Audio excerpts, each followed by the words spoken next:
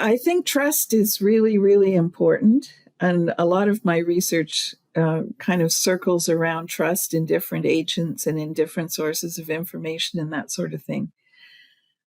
I really don't think a suggestion that it's a good thing to not label certain types of information, particularly when it comes from different types of technology, is really well advised. I've been to lots of talks where people have said, oh, we don't want to tell the public about genetic modification and or gene editing because it may stop them buying our product. And I think, what if the public finds that out?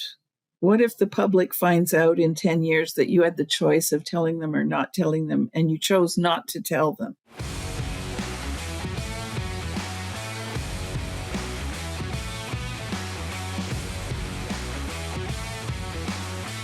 Welcome, everyone, to the Swine Canada podcast show, brought to you by WiseNetics.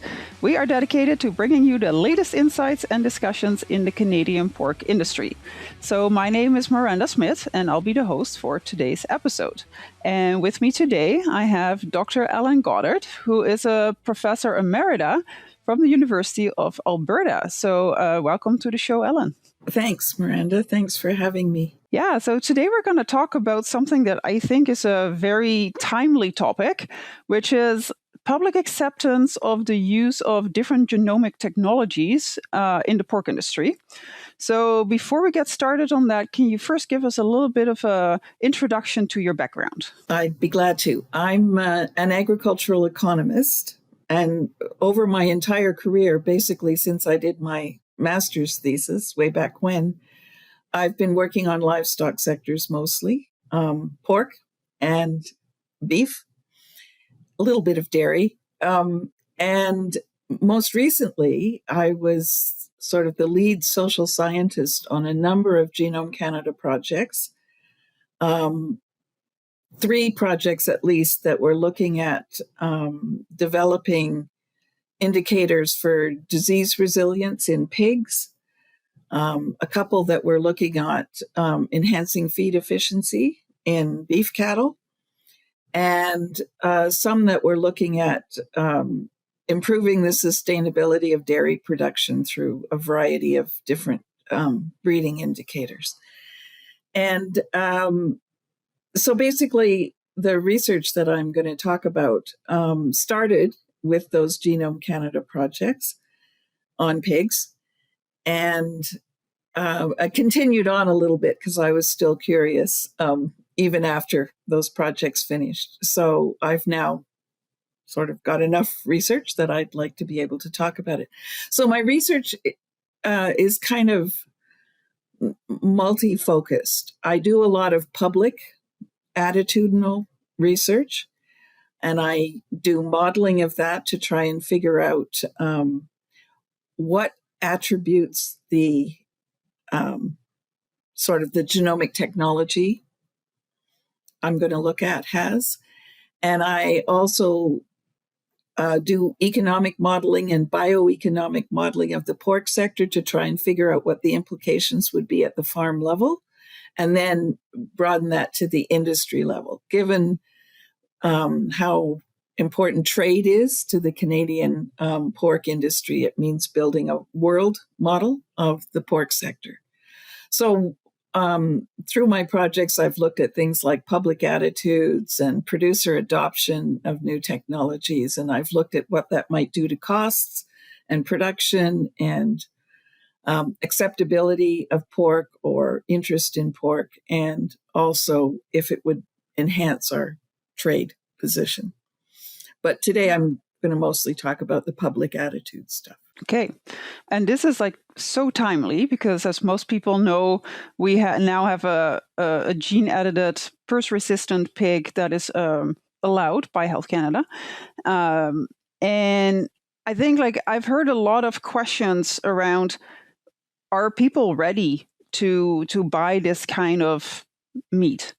And so I think that's something that hopefully you can give us a bit of an insight into. And the other question is do we need to have labeling for this? So Can you start with kind of the labeling question? Like, what is the public demand for labeling when it comes to the use of like genomic technologies such as gene editing? So I'll start a little bit bigger than that. First of all, the public, if you ever ask them anything, the general public, anything to do with food and labeling, they will say yes, they want labeling. They always want labeling. A lot of people who are in industry say, oh, but that's silly because they don't use the labels. And a lot of times they're taking that information that people don't use the labels from watching people in the grocery store pick things off the shelf who don't look at the package before they put it in their cart, that sort of thing. Doesn't mean it doesn't have value to people. And when people say on surveys and a variety of other things that they want labels, it's because they want, first of all, to know that the information is there. And secondly, to know that it's easy to access. A lot of times we think, oh, the information is on the web, so why would you need to put it on the food package? Well, trying to find the information on the web can take time, and that's the thing that is most constrained for consumers. And in some senses, I think the public feels comforted by the idea that people might have to put certain information on labels. They think if it's regulated to a certain extent, it'll be somebody's verifying it before it appears on the label. I do know from other research I've done that different types of information on labels people don't trust. They think, for example, certain food products, Health Canada will allow you to put on the package that it's an excellent source of whatever. Could be fiber, could be protein, could be, as long as the product meets certain categories. And people see that phrase on a label for something and they think, I'm not sure how that got there. I'm not sure who verifies that. Maybe it's just a marketing gimmick. And so if you ask people if they would like to see mandatory labeling of things like the production technology, they're likely to say yes. They may only read it once. They may never read it again. Doesn't mean they want it to disappear. So in general, they want labeling. So when I've asked them for years, do you want things labeled? If they're way back when I asked if things were genetically modified, and they said yes. And then for a number of years, because I was working on projects to do with using genomic information for selective breeding, which everybody thought that's incredibly trivial, really, as far as the public is concerned. And if you ask them, they're likely to say, oh, that sounds like biotechnology. And depending on how you define it, it's not biotechnology. It's just using biotechnology techniques to get information. And they did want to see information about genomic being used in selective breeding. And people were surprised at that. And I said, wanting to know something can make you feel better, even if it's not going to affect whether you purchase the good or not.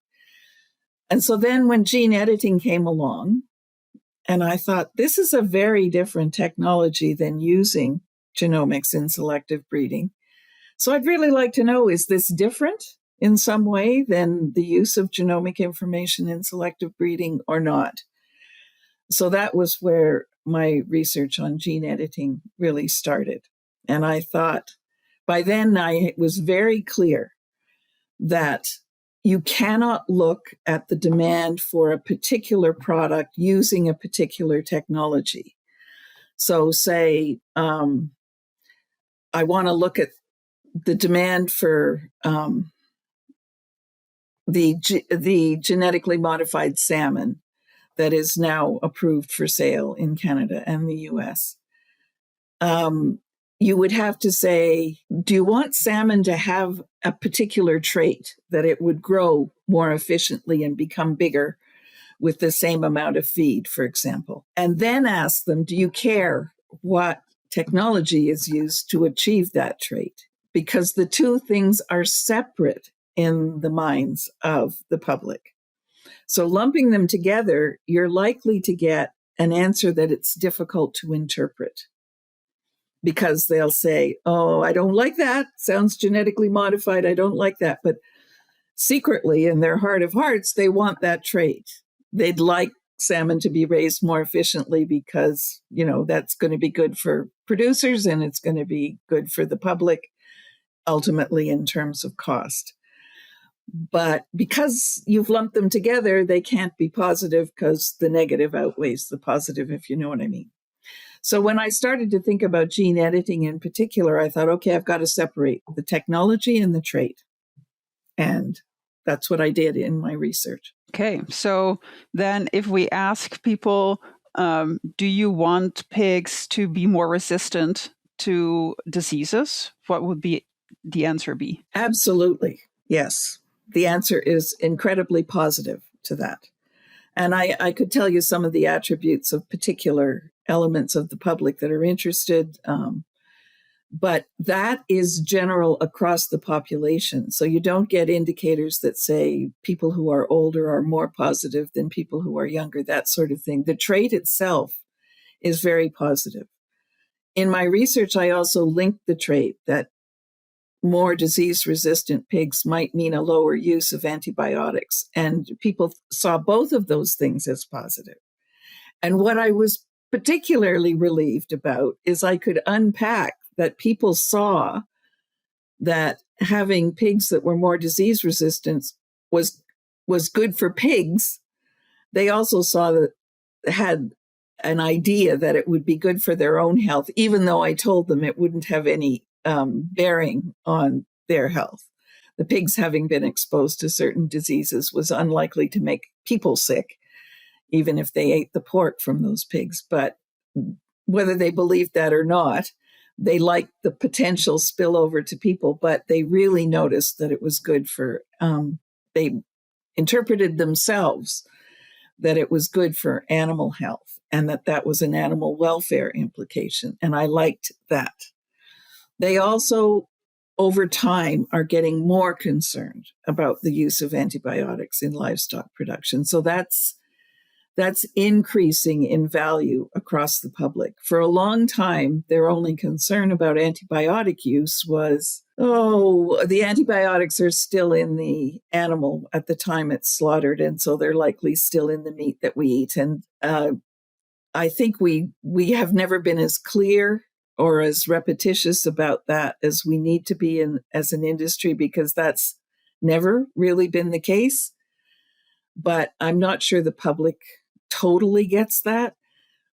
But they're now thinking that lower antibiotic use is good for the reducing the development of antibiotic-resistant bacteria, which they're starting to see more and more in their personal lives, because I asked them that. But anyway, so the business about having more disease-resistant pigs is seen as a very positive trait for all of those reasons. Okay.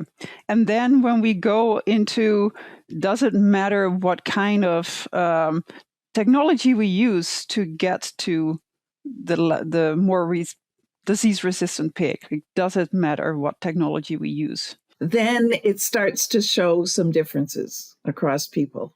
And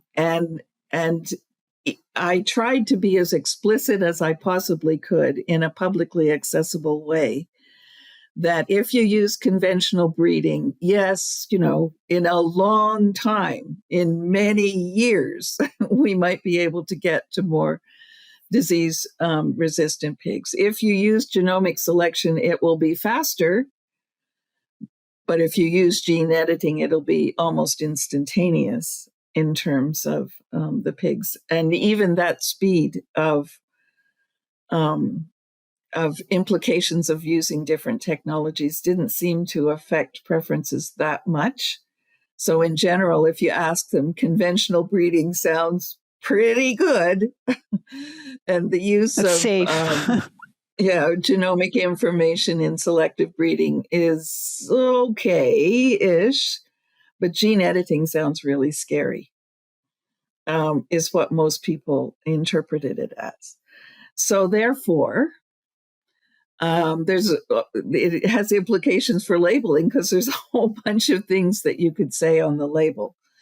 You could say these pigs are more disease resistant or even specific disease resistant. I tested a specific disease versus a more general disease resistant category. And that would be seen as positive. So that you should put in one statement. Depending on what you want, you could put the other statement in. It was achieved through this kind of technology. There's some things about gene editing which sound wonderful to me and to scientists, I think, about the speed at which you could change things and the fact that you can't really test for it after the fact. Multiple generations down, you can't test that the pigs were really gene editing other than you know the gene was there or not there. And some of those things don't seem quite so positive to the public. They're a little bit taken aback by that. And I think this is a more general lack of understanding about the technology. I also think, and my research sort of shows that when we're talking about breeding technologies, it's getting generally very close to fertility issues. And the fertility aspect of this, I think people worry about because they don't want it applied to people. And they wonder if we start applying it to animals, will become so common that it will be routinely applied to people, which they find a bit intimidating. Interesting. Yeah. So there's a couple. How do you do the labeling? Do you say this pork chop comes from a pig that was gene edited to have lower disease resilience and just assume that it's out there? Well, there'd have to be more testing about how to present the labeling in a positive way. But what's really interesting is that the trait itself is seen as very, very positive. So not saying anything about it is going to miss some of that benefit in the marketplace. You might lose some of that if you say something about the technology, but I have seen also in my research, which basically started this particular research back in 2012. Between 2012 and 2025, there's a much higher acceptance of the different technologies, including gene editing. So that's growing across time, must be growing partly by what we teach in high schools and elementary schools, I think. But that acceptance of the use of those technologies is growing. So it's not 100% of society, though. So there's a trade-off. So, like you shared some slides with me beforehand, and it seemed to suggest in those slides that between 2019 and 2024, the acceptance of the gene editing seemed to go down. But maybe that was just. I think we're still in a fluctuating period. I think gene editing itself is a new application. Potentially scary application. And you have to think about it. It must be seen as a pretty big advance if the people who originally developed it won the Nobel Prize. I mean, there's lots of technologies we adopt in agriculture that don't win the Nobel Prize. Mm-hmm. So it's big and still slightly foreign to many people. But in general, the use of different types of genetic technologies are increasing in acceptance. But I will say, if I ask the same question I asked in 2012 about whether you want labeling of things where the livestock were selectively bred using genomic information for certain traits. Oh, yes, we still want it, very much so. And even that goes up and down across time. The gene editing one is, I'm tracking it based on Google searches a little bit. So I look at Google searches across time to see how many people were trying to seek out more information on gene editing, and specifically gene editing in pigs. And I find that if there's a lot of searching going on around the time when I do the surveys, then they have a tendency to be a little bit more suspicious about the technology. So if you're not suspicious, you don't bother looking it up as much, I guess. Yeah, that makes sense. For some reason, there may have been something in the news that people became aware of and it didn't sound positive. So the technology still is a bit worrying. Now, another interesting thing that I saw in your slides is I think you asked the question, are you willing to have the labeling if it adds some cost to your pork? So can you talk a little bit about those results? I really think that many, many times we ask the public things at zero cost. And you'd be surprised at how much there being a cost affects your decision. If it's coming at zero cost, why wouldn't you say yes? Yes. If it's coming at a real cost and at increasing costs, not that every individual would see all those costs, but a certain percentage of my sample might see a 10% cost increase, and other people may see a 50% cost increase. And in general, I want the people to respond using normal economic rationale, that they're only going to say they want things that come at a high cost if it really increases value to themselves. And what we find is a normally sloped demand curve. As the cost goes up, fewer and fewer people want the attribute. So they're saying it's not essential to their purchasing decision, but if you're going to give it to them for free, they sure as heck want it. Mm-hmm. But if you're going to charge them for it, well, some of them will still say yes, but many more will say no.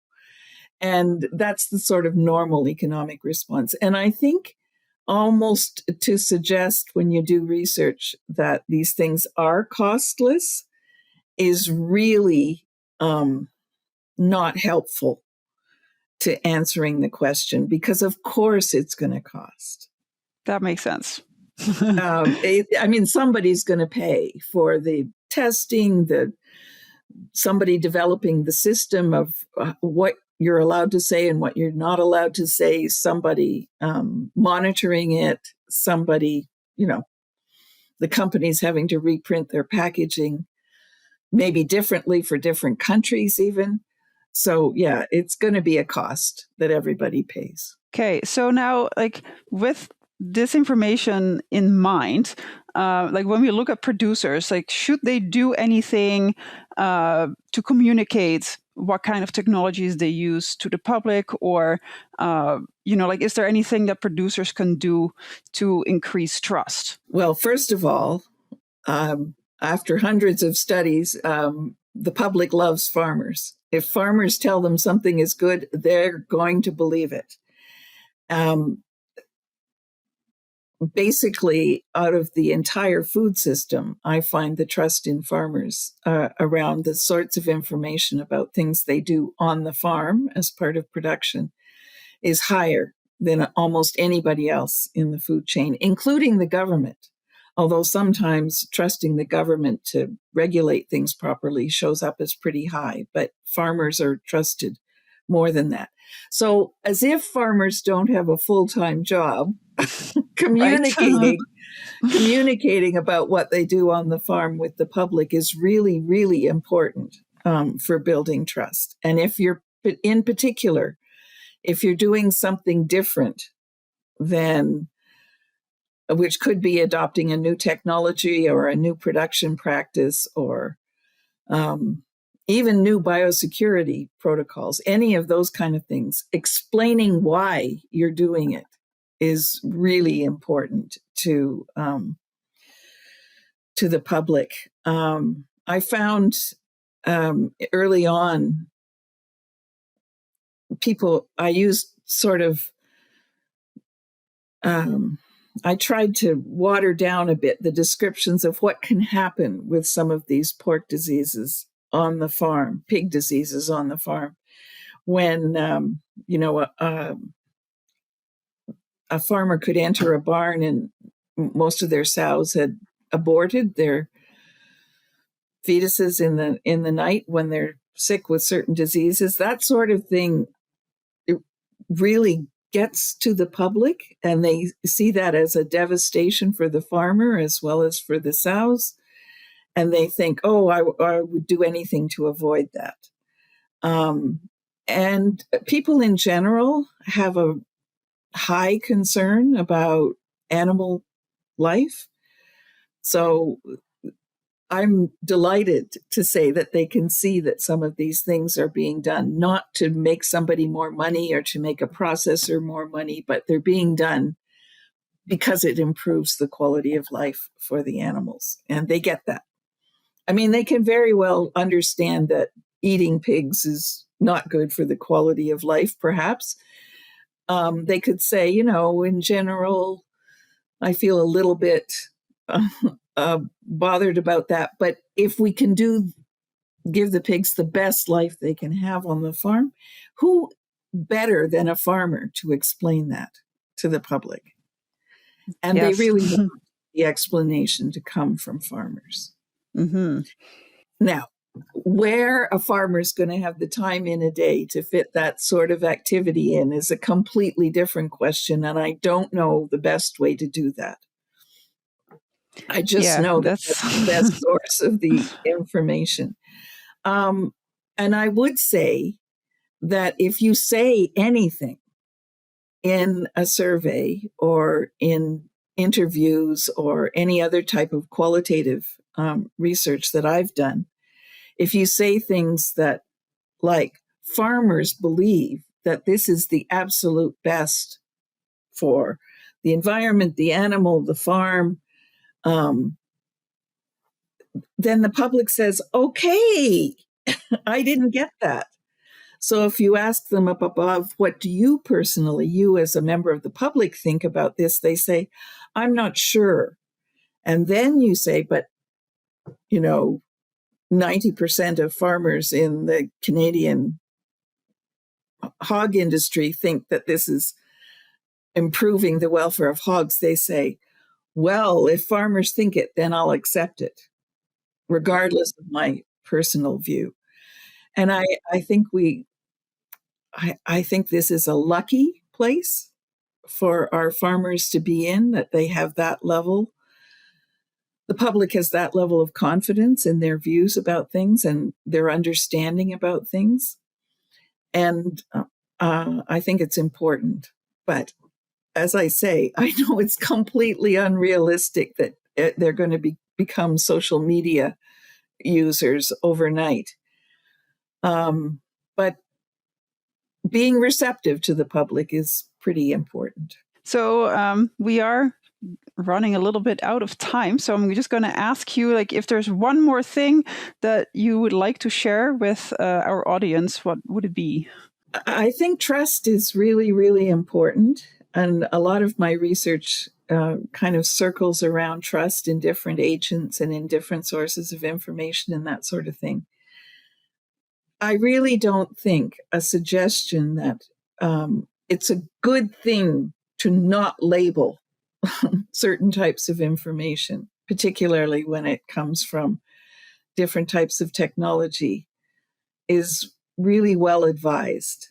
I've been to lots of talks where people have said, oh, we don't want to tell the public about genetic modification and or gene editing because it may stop them buying our product. And I think, what if the public finds that out What if the public finds out in 10 years that you had the choice of telling them or not telling them, and you chose not to tell them? How are they going to feel about trusting you when they know that, the choices have been made across time? So we have to understand that not providing information in some way or other is a choice.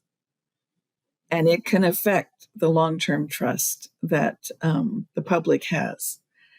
Providing the information may face some kind of negative impact in the short term, but it may not in the longer term. I've been asking people for more than 20 years, would they buy margarine made from canola oil if they knew the canola had been genetically modified? And they say, of course. And it's because they buy margarine with canola oil in it.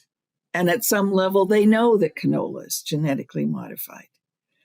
So not everybody's going to stop buying something just because you tell them some information that some people may perceive as negative, as long as you emphasize the positive. But not telling them is a choice that may not build trust. And I will also, just one other small thing, I know I talk too much, but one other small thing is the fact that in many instances, particularly through these Genome Canada projects, I've had the opportunity to present to audiences that include a lot of farmers and industry.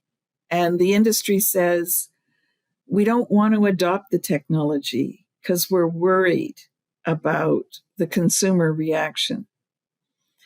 It's not the way to go.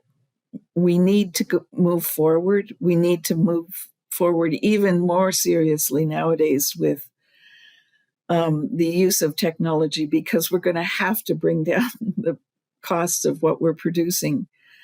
And people get that. If you could say that we use these technologies because they don't harm animals, it's good for animals, something in that category, and it will reduce the costs of producing, then people will say, okay, that's a really good thing at the moment. So don't be scared of adopting new technologies because you're worried about public response. The public's quite sensible if they're given the opportunity. When they think something's being hidden, they become very suspicious. It's time for our famous three. Feed formulation software is stuck in the past. Most tools haven't evolved beyond basic least cost optimization. A Diet Forge changes that. It's an AI-powered platform with nonlinear ingredient modeling for enzymes and additives, cost per gain and maximum profit optimization, and real-time collaboration like Google Docs for nutrition. Every recommendation is grounded in world-class research, built for modern nutritionists who need more than legacy desktop software can deliver. Work seamlessly with your team and optimize the way modern operations demand. Try dietforge.ai free today. Feed formulation, finally modernized. Yeah, very fair. I would love to continue talking because I have a million other questions, but we are running out of time. So we will move on to the final three questions. So the first one is, what is your favorite swine-related book or resource? I use a lot daily. Sources like Ontario Pork, which puts out a daily flyer with news articles and prices and things. I look at some from other sources in Canada as well as in the US, and I get a lot of ideas. Excuse me. Ideas for research, ideas about how to interpret some of my research results sometimes. And I think the efforts those organizations make to make their producers and other industry people aware of new things is commendable. Okay, excellent. And then what about a favorite book or resource outside of agriculture? I'm doing a lot of research and reading at the moment, based on a guy who's a lawyer and economist, Cass Sunstein. He originally, with Richard Thaler, wrote a book called Nudge that was very popular in terms of public policy and how you might want to encourage change in people's behavior without forcing them to change their behavior or regulating it or taxing it or any of those kind of things. Just interesting things, providing information, providing options, changing how you do things. The one I liked the best was give easier instructions to how to invest in your pension plan. So make the default be, yes, they're going to take some money off your paycheck when you're 25 right through to when you're 70, or give them incredible options and say they don't have to start till they're 40, but they could start now if they wanted. And the people are so much better off if you just take a little bit off right from the beginning all the way. So make that whole decision-making process easier and make the defaults in the benefit of the individual. Then there's all debates about how paternalistic that is. But anyway, Cass Sunstein is writing a whole series of books about how people make decisions.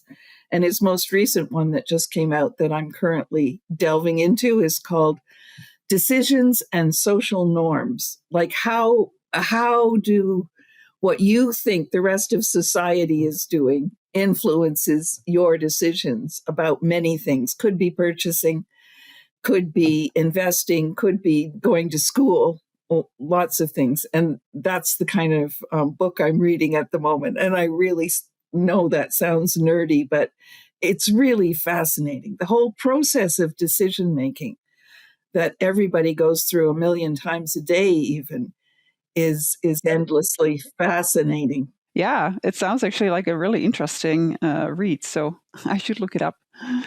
Okay, and then the last question is, in your opinion, what sets successful swine professionals apart from those that are not? I couldn't say I've met really unsuccessful swine professionals, but the people that motivate me the most are the ones that care passionately about the animals. It's interesting that I don't think most people who get involved in agricultural research, particularly livestock research, really don't care about the animals. But the ones that are willing to voice their concern about the animals, the ones that bring up at meetings, no, we probably shouldn't do that research protocol because this one would be easier on the animals than that one, and we might get the same information. I just really think loving animals is pretty key to being an excellent swine professional. And I think that's because you can communicate what you're doing more effectively with a broader range of people. Mm-hmm. I like that response. Yes, I agree with it. All right, so that concludes another episode of the Swinehead Canada podcast show presented by Wise Genetics. So thanks everyone for joining me on the Swinehead Canada podcast show today. Don't forget to subscribe to our podcast to stay updated on future episodes. So thanks everyone for listening, and until next time.